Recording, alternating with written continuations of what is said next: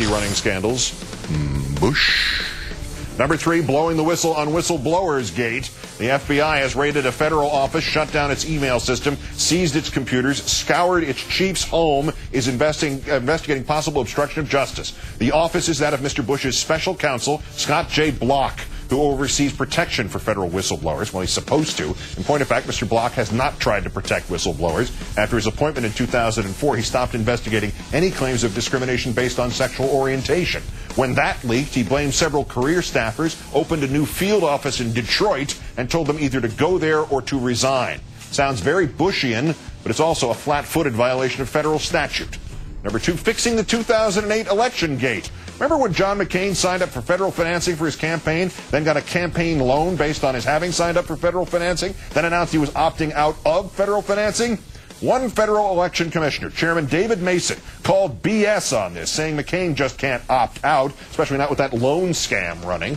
So guess who Mr. Bush is not renominated as a member of the Federal Election Commission? David Mason, the one guy who tried to interfere with Senator McCain's con job. And number 1, we got you coming and going gate. Max Boot, senior fellow at the Council on Foreign Relations, one of the administration's consulting dumbasses who got us into the quagmire of Iraq and is now pushing hard for a twin disaster in Iran.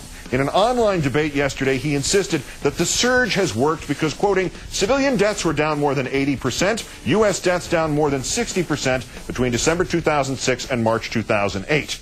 But a piece he wrote for Rupert Murdoch's Wall Street Journal on Monday. In that, Max Boot claimed that in the huge jump in American fatalities last month, 54, the most lost since last August, it, quote, could be a sign that tough combat is underway that will lead to the enemy's defeat and the creation of a more peaceful environment in the future. Unfortunate as the latest deaths are, they are in all likelihood a sign of things getting worse before they get better.